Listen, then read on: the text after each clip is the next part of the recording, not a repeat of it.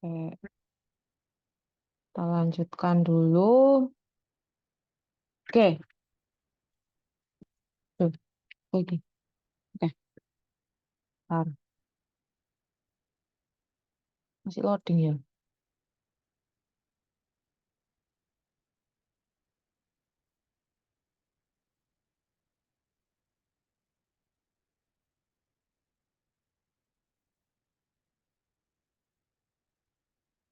Oke, teman-teman, apa sudah masuk ya tayangannya? Share screen-nya? Udah ya? Oke, yuk kita bahas ya. Jadi ini mobilnya itu bergerak lurus. Mula-mula dia punya percepatan.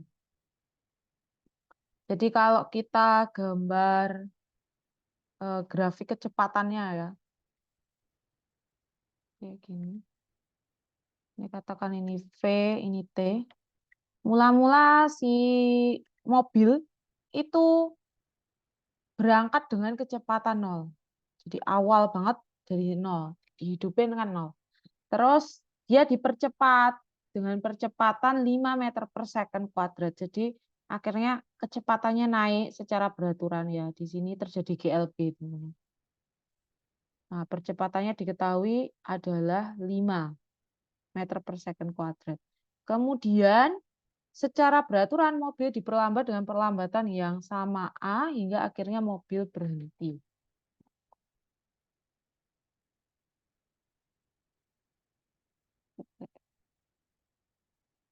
Lalu total gerak T sama dengan 25 second dan kecepatan rata-rata selama total waktu tersebut adalah 72 km per jam.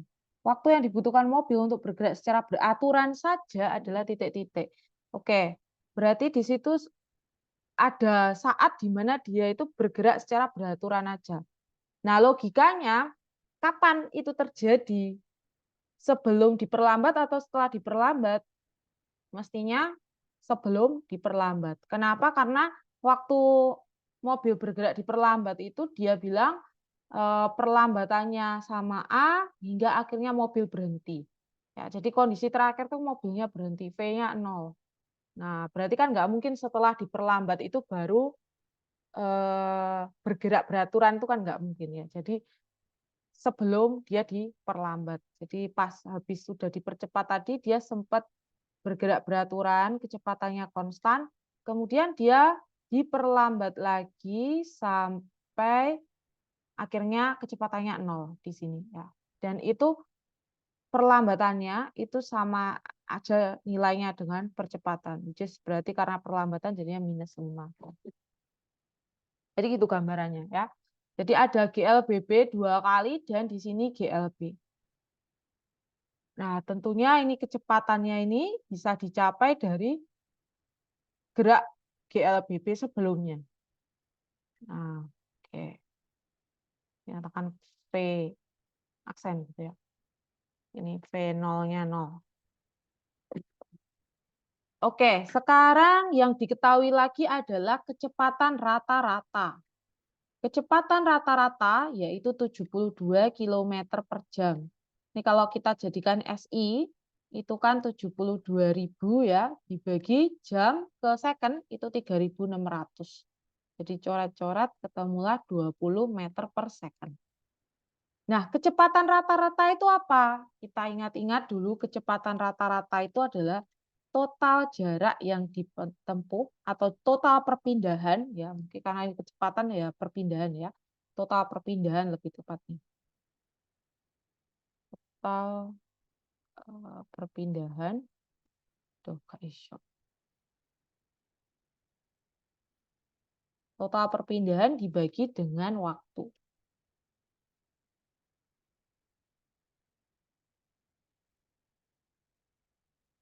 Nah, waktunya udah jelas yaitu 25 second. Berarti tadi 20 meter per second itu sama dengan total perpindahan dibagi sama waktunya itu adalah 25 second ya. Jadi total perpindahannya adalah 20 dikali 25, which is 5.000. Oke, seperti itu. Nah, sekarang total perpindahannya itu berapa? Itu harus kita lihat dari pergerakannya ya. Kalau kita pisah-pisah ini ada perpindahan pertama saat GLBB pertama ya, saat kecepatannya naik dengan percepatan 5. Lalu kedua itu adalah pada saat GLB saat beraturan. Kemudian yang ketiga adalah saat diperlambat. Jadi total perpindahan ini nanti adalah X1 tambah X2 ditambah X3. Itu berapa? Itu. Nah, sekarang ya ditanyakan itu adalah waktu saat mobil bergerak secara beraturan aja. Nah, kita belum tahu ini waktu saat GLBB pertama berapa, GLBB kedua berapa, itu nggak tahu. Nah, jadi kita misalkan dulu teman-teman. Misalkan dulu misalnya dari ini, dari yang kecepatannya 0, lalu dipercepat dengan percepatan 5 meter per second kuadrat, itu misalnya di situ butuh waktu T.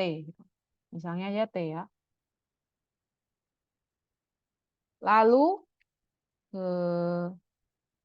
apa lagi berarti? Sisanya yang ini, yang GLBB kedua, ini juga mestinya waktunya juga sama. Katakan T. Kenapa kok bisa ngomong sama? Karena begini teman-teman. Untuk yang percepatan yang GLBB pertama, itu kan percepatannya 5 juga ya. Dan kecepatan awalnya 0. Jadi V aksen itu, kecepatan pada saat ini ya, sudah terakhir itu, di terakhir sebelum GLB itu adalah bisa ditentukan dari V0 ditambah A kali T, gini kan. Nah, V0-nya sendiri 0, A-nya kita tahu 5T. Ya, V aksen ini berarti 5T. Oke. Nah, ini kan kemudian V aksen itu bertahan terus. Di sini bertahan terus, karena ini GLB ya.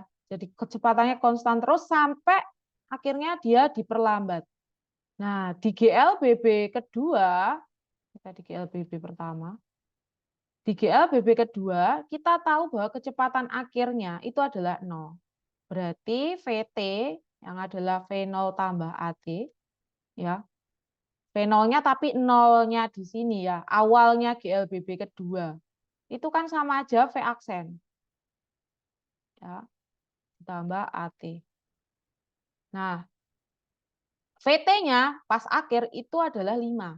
5, sorry. 0 karena dia berhenti ya, 0.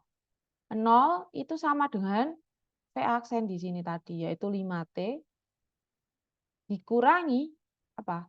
Dikurangi 5T. Kenapa kurang? Karena perlambatan. Nah, sehingga apa namanya? Waktu T, ini T-nya dibedakan kalau gini sama. T2 ngono ya wes, T2 ya, T2.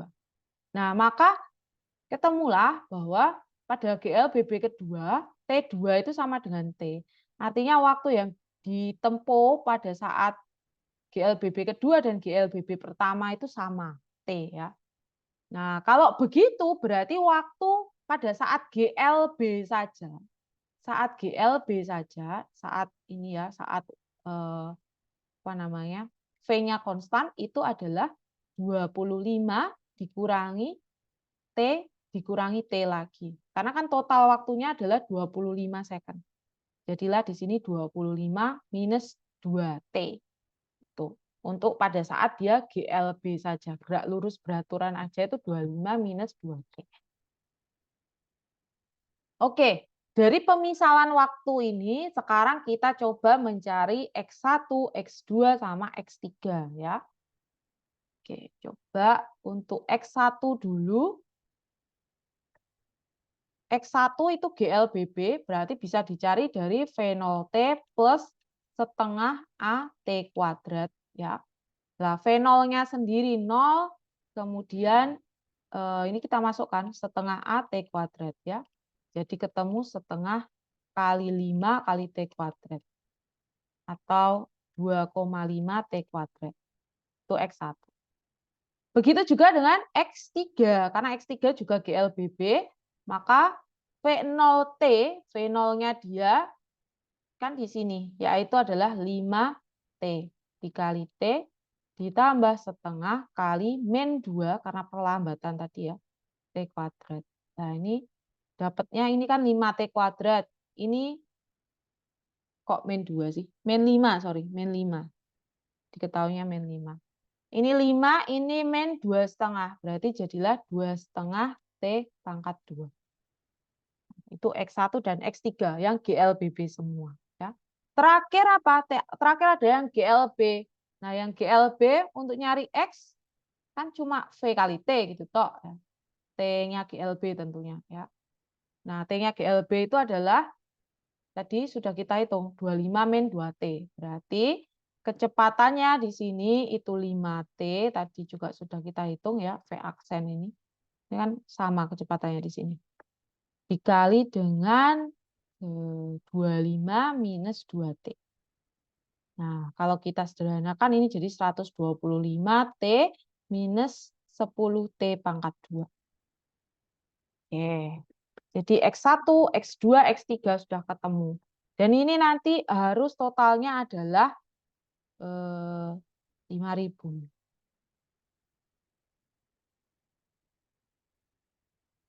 Kok 5.000? 20 kali 25, 500, sorry, 500. Oke, kita masukkan X1, X2, X3 ya. X1 2,5T kuadrat, X2 itu 125T min 10T kuadrat, dan X3 2,5T kuadrat. Nah, ini harus sama dengan total perpindahan yang dari kecepatan rata-rata tadi, yaitu 500. Ya. Terus sekarang tinggal kita sederhanakan. Yang T kuadrat sama T kuadrat, ini jadi 5T kuadrat plus 125T. Sebentar. Adakah yang salah memasukkan angka? Oh, sorry. Ini T kuadrat masih ada lagi ya, min 10T. Jadi 2,5 min 10 tambah 2,5. Jadinya min 5T kuadrat. Kurang min ya tadi. Plus 125T itu sama dengan 500. Nah, atau kita pindah ruas ke kiri semua atau ke kanan semua biar T kuadratnya positif ya. Jadi 5T kuadrat min 125T ditambah 500 itu sama dengan 0. Nah, supaya mudah perhitungannya karena angka-angka ini semuanya bisa dibagi 5, jadi kita bagi 5. Sehingga menjadi T kuadrat min 25T ditambah 100 sama dengan 0. Nah, kalau dengan demikian, kita bisa tentukan T-nya. Dengan, ini kan persamaan kuadrat ya teman-teman. Diselesaikan pakai pemfaktoran. Jadi ketemu T min 5, T min 20. Kok bisa gitu? Ya pemfaktoran. Ini kan kita harus cari dua pasang angka yang kalau dikali 100, kalau ditambah hasilnya adalah min 25. Nah, itu kan adalah pasangan min 5 dan min 20 ya. Min 5 kali min 20 itu 100, min 5 tambah min 20, min 25. Jadi cocok. Oke, jadi ada dua opsi untuk T, kemungkinannya adalah T sama dengan 5 second atau T sama dengan 20 second. Nah, mana yang memungkinkan? Coba kita lihat ya. Kita sekarang mau mencari waktu untuk GLB-nya. Nah, ini kan TT itu kan tadi waktu pas GLBB-nya ya. Nah, maka waktu saat GLB aja itu tadi kan ini. Ini ya. Nih. 25 min 2T. Jadi 25 dikurangi 2 kali kemungkinan yang pertama kan dikurangi 5. Nah, berarti 25 min 10, which is 15 second. Nah, kalau kamu masukkan untuk kemungkinan kedua, itu rasanya tidak valid. Kenapa kok begitu? Coba kita hitung 25 dikurangi 2 kali 20, itu kan hasilnya negatif ya. 25 dikurangi 40, negatif 15. Nah, ini kan nggak mungkin. Berarti yang kemungkinan kedua ini tidak mungkin. Yang kita pakai adalah yang ini. T sama dengan 5 second. Atau dengan kata lain, waktu saat GLB aja itu adalah 15 second. Nah, ini jawaban akhirnya.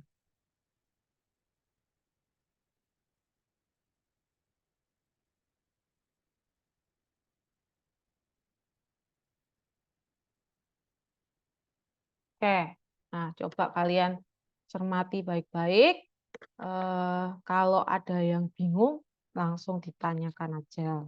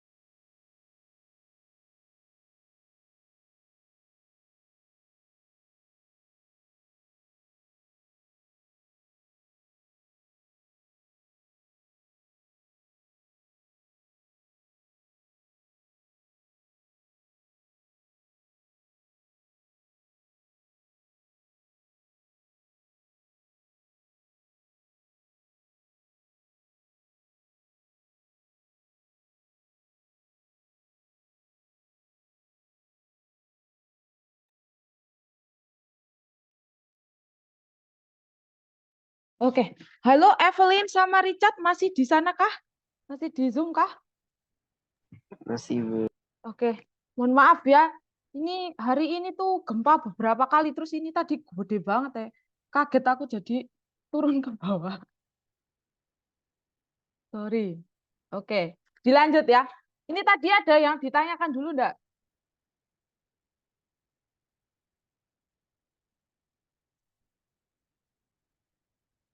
Tidak ada, Bu. Belum? Oke, kalau belum kita lanjutkan dulu.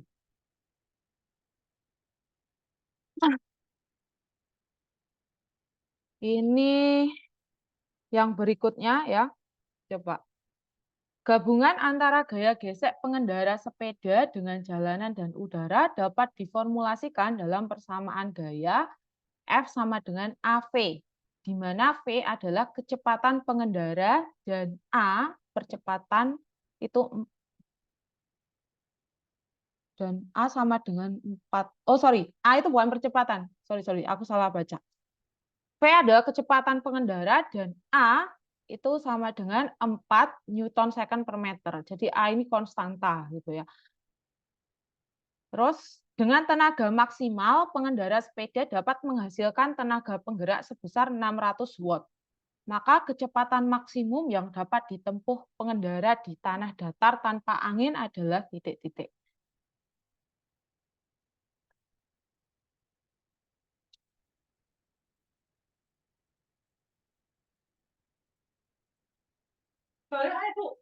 Yo, stek, bentar, aku di sini stek duluan. Yo, sorry. Ya, ini ya teman-teman. Coba mau silakan dicermati dulu. Kira-kira gimana?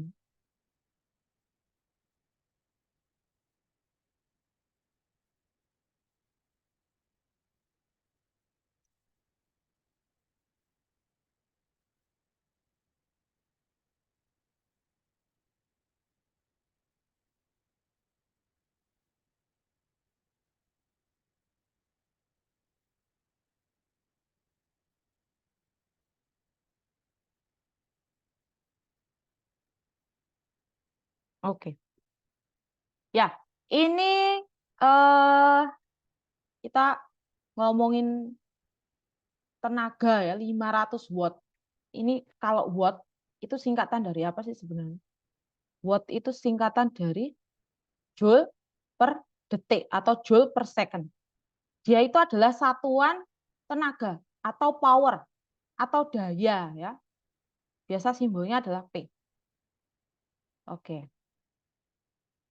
Nah, daya dengan gaya itu ada hubungan sebetulnya. Ada hubungan. Kita bisa menurunkannya itu dari usaha tadi. Ya. Usaha itu kan tadi integral F dot dr. Ya. Nah, usaha tiap satuan waktu itu juga yang namanya daya ini tadi.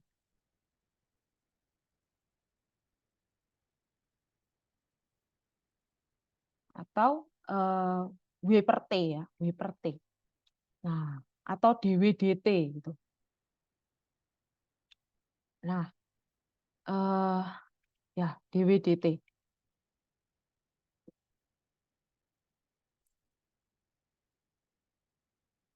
Nah, dWdt ini tadi kan daya ya, daya. Nah, berhubung W itu adalah integral F dot dr, maka dW itu kan F dot dr. Oh, ini dari ini dW ya berarti F dot dr ya sebelum diintegralkan. Oke. Nah, ini dibagi dengan dt. Nah, dr dt itu apa? Turunan perpindahan terhadap waktu itu namanya apa? Namanya kecepatan V ya. Jadi gaya itu bisa ditulis sebagai gaya dikali kecepatan.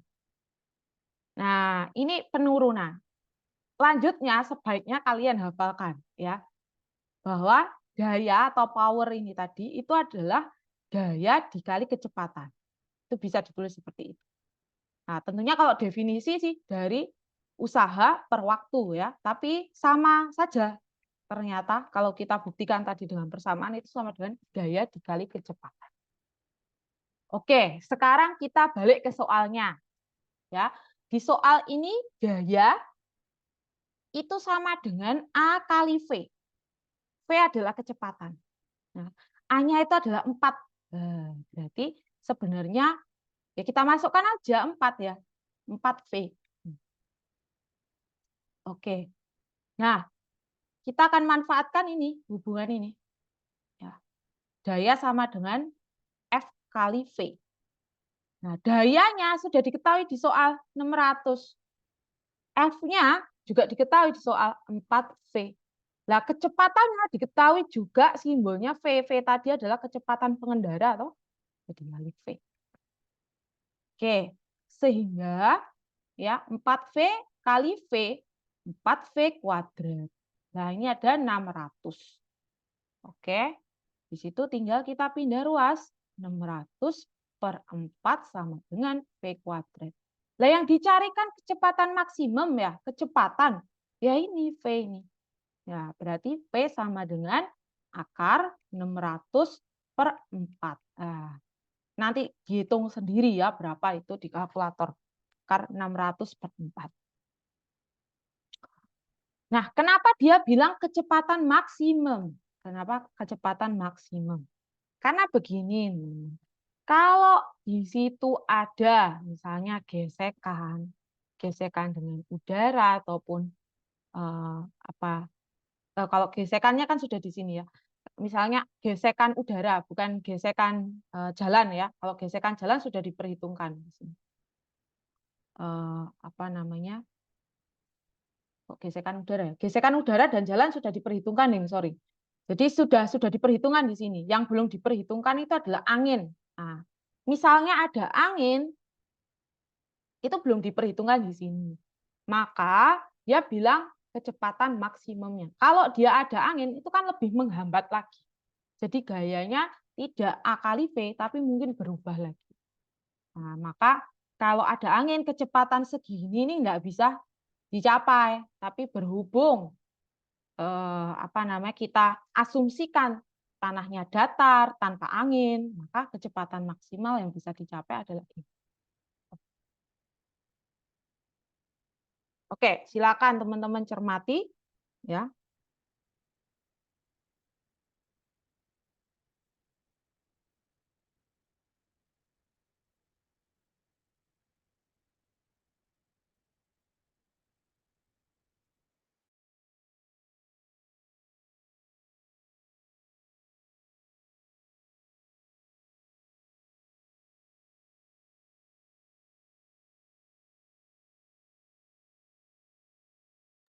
Duh, kalau misalnya tanya kecepatan yang maksimum atau kecepatan yang minimum tuh ada bedanya nggak, Bu? Ya, ada dong. Kecepatan maksimum sama minimum ya pasti beda ya. Maksimum itu berarti yang paling besar, kalau minimum kan paling kecil. Nah, kalau kecepatan minimum berarti semua hambatan itu dihitung di situ, diperhatikan di situ. Terus kenapa ini kecepatan maksimum yang ditanya? Karena dia juga bilang tenaganya maksimal. Nah, otomatis ya 600 watt itu sudah untuk maksimal. Berarti yang akan terjadi kalau misalnya dayanya itu 600 watt ya segitu gitu loh. Kecepatannya segini maksimal. Tapi beda cerita kalau misalnya dengan tenaga paling rendah 600 watt. Nah, berarti nanti mestinya pertanyaannya jadi kecepatan minimal.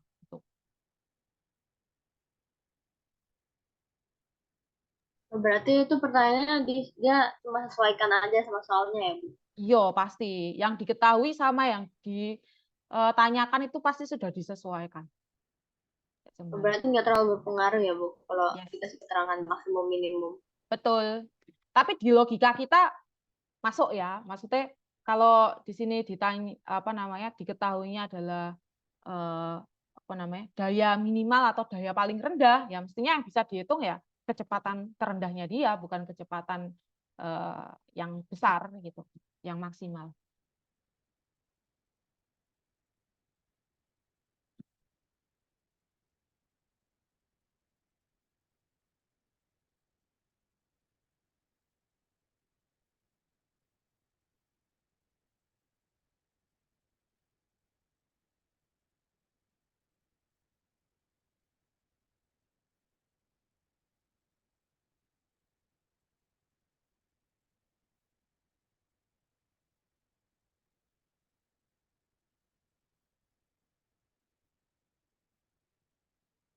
Bu boleh tanya dikit tentang tekanan, nggak, Bu?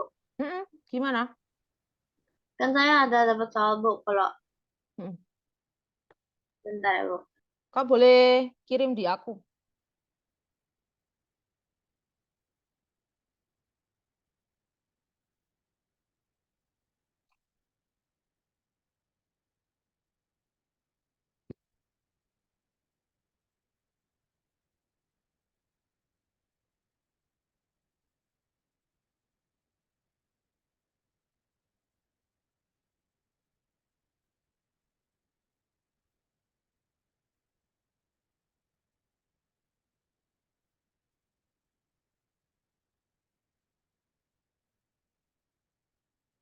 Sudah, Bu.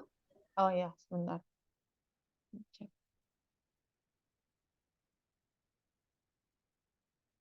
Mm-mm. Itu udah ada jawabannya, Bu. Cuma Mm-mm. yang tanya kan yang C itu, nah, Bu. Eh, Mm-mm. gaya hidrostatis di salah satu sisi samping. Itu kenapa hanya dibagi dua, Bu? Kenapa hanya dibagi dua? Oke, coba ya. Kita tayangkan aja ya. Sebentar. Eh,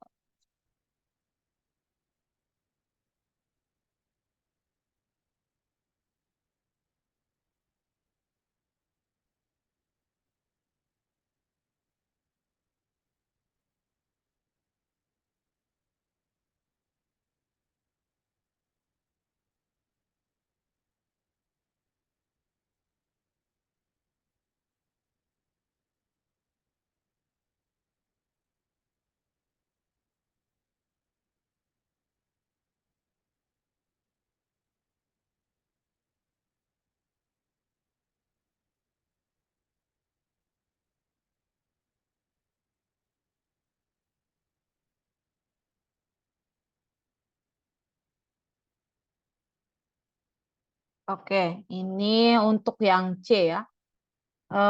Ceritanya sebuah bejana berbentuk kubus 50 cm berisi air. Jika massa air 10⁻5 gram dan rho air 1 gram per cm kubik, maka tentukan. Pertama tadi tentukan tekanan hidrostatis di dasar bejana, terus gaya hidrostatis pada dasar bejana, habis itu gaya hidrostatis di salah satu sisi samping. Oh, oke. Jadi bejananya kan bentuknya kubus.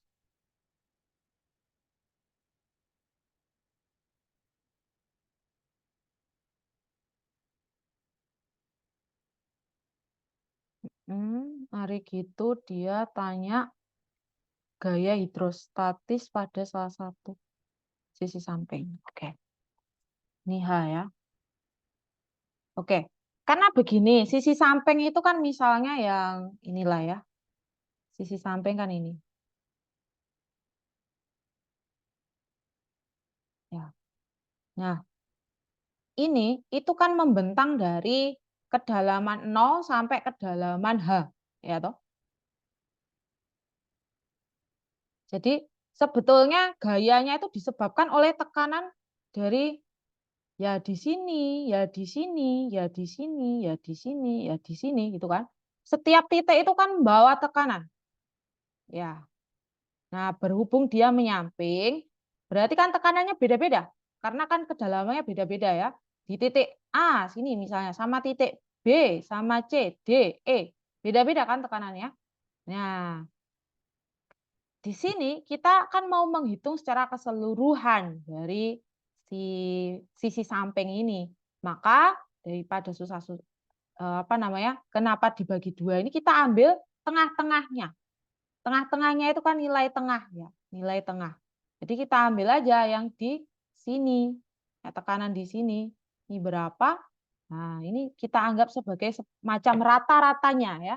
Karena di setiap kedalaman itu beda-beda. Maka kita ambil di titik H/2. H/2 ya. Nah, jadi makanya ini gaya itu kan tekanan dikali luas. Nah, tekanannya kita ambil rata-rata di tengah-tengah, yaitu rho G kali H tengah ya, H tengah. H tengah ya setengah H nanti dikali A. Makanya ini rho G kali setengah H kali A. Gini, Evelyn. Bisakah dipahami?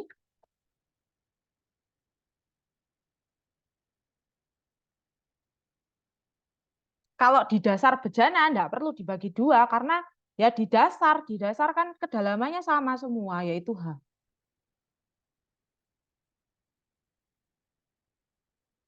Nah, ini H. Nah, di sini kan di sini kan tekanannya sama semua karena kedalamannya sama. Nah, maka tidak perlu dibagi dua. Yang bagian yang B itu kan langsung ya dari tekanan hidrostatisnya. Ini juga dapatnya dari rho GH. Nah, langsung dikali dengan luas penampang dasar. Kalau ini tadi luas penampang sisi samping. Kayak gitu. Bisa dipahami Kak, Evelyn?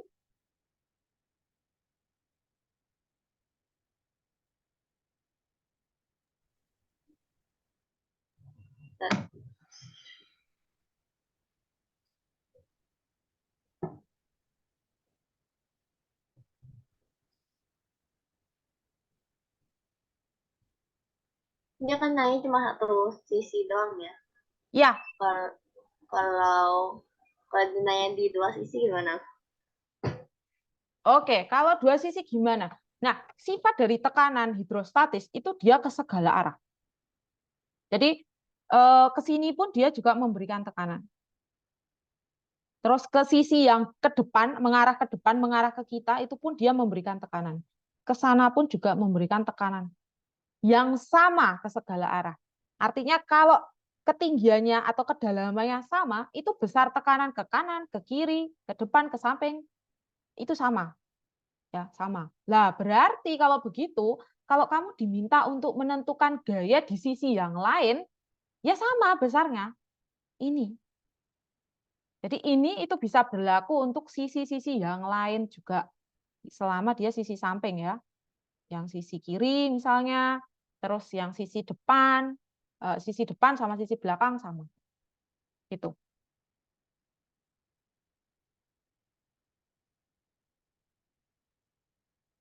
Berarti rumus tetap H per 2 ya, Bu? Betul, H/2. Oke, Bu. Oke, sip.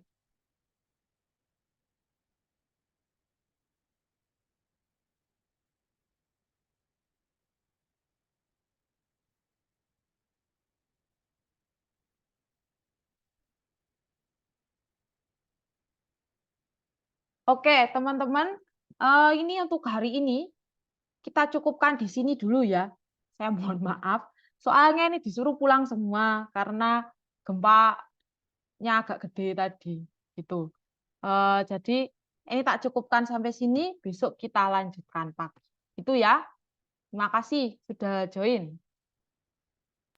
Terima kasih, Bu. Makasih, Bu. Ya, oke, semangat. Bye-bye.